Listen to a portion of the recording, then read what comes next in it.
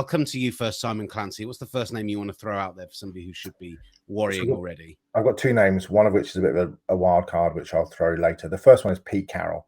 Ooh, okay.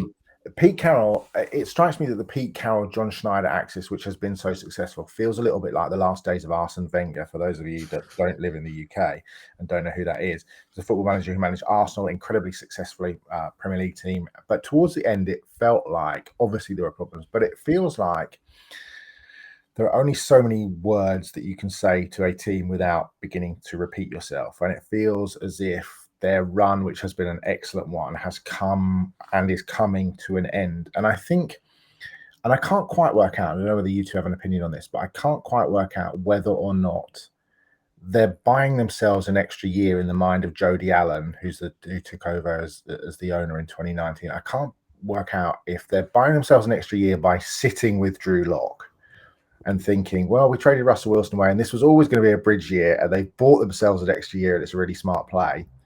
Or they've sort of given up hope, because as Ollie and I discussed nerdily over the last couple of weeks, we still can't quite get over the fact that Seattle is entering the year with Geno Smith and Drew Lock. So I think the time is beginning. I mean, was he 70, 71? If he gets any whiff that is the case, and I'm with you, I feel like this could almost be a bit of diversion away from that being the case. They've got a really, like, we joked about the schedule release this year, but they have to face a very strong NFC West, and they've got the AFC West out of division this year.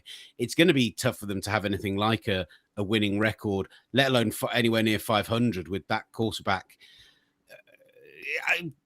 Do we think that there's any chance they do go and take that shot at, say, Baker Mayfield, because he's got to go, right, I've got to do something, otherwise I'm in real trouble? How much is that helping out? You know, it kind of feels to me like the last days of the last... Baker Mayfield is better than Drew Lock. It's helping out quite a bit. But that's like saying, you know, who's the tallest dwarf? I mean, it's the thing they've done, in fairness, is because they built such a system that was Russell-centric, the nearest comparison in terms of play profile would be Baker.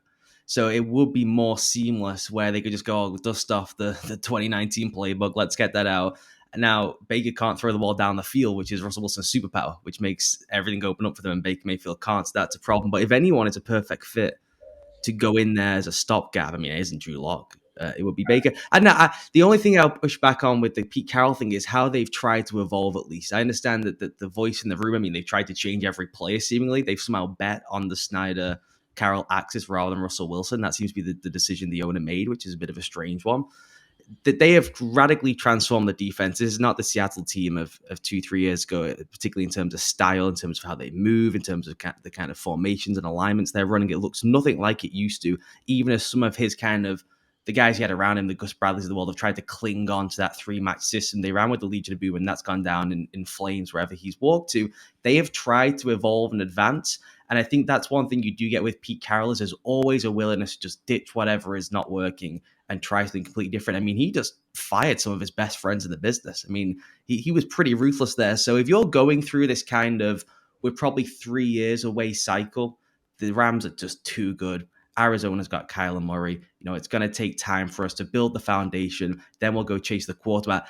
I think he's a pretty good guy to just keep around for 2 years, keep the thing, you know, there won't be major scandals. They'll be able to put decent things in place. Then maybe you get someone either off the staff or a younger guy who comes through and takes it in a couple of years. It's an aging squad as well. I think the Seahawks are in for a really rough year this year. And actually, ironically, as much as we're saying he's on the hot seat, you feel like Carroll's coaching and the way that he kind of gets a locker room behind him, etc., might be the one thing that does get them to 6 wins or 7 wins. But it feels like right now that's a result in itself. It just feels eerily similar to me to the last days of Mike McCarthy in Green Bay, who will be another coach who would potentially be on the hot seat in Dallas. But I just feel like at some point the Carroll race is beginning. It just feels like the race is run, and I can't see, you know, at what point with Drew Lock at the helm do they get to 1-6 or 1-5 and think, you know, this is going swimmingly and this is the direction of travel that we want to go in with a guy who's going to be 70. I know he's contracted through 2025, but it would be really wild to be like, we're going to roll with Pete and John and then just like finish the thing off 12 months later after letting Russell Wilson go. It's just in terms of franchise valuation as a new owner, it's like, why did I do that again? It's just very bizarre. bizarre I suppose choice. but also the ownership, I suppose it's a new owner in that because Paul Allen died. So it's not Yeah. like a new owner. Do you know what I mean? I don't know. I mean, it's hard to get rid of the guy that's made your team relevant for the past 10 years, won a Super Bowls, the 19th winningest coach in NFL history, etc., etc.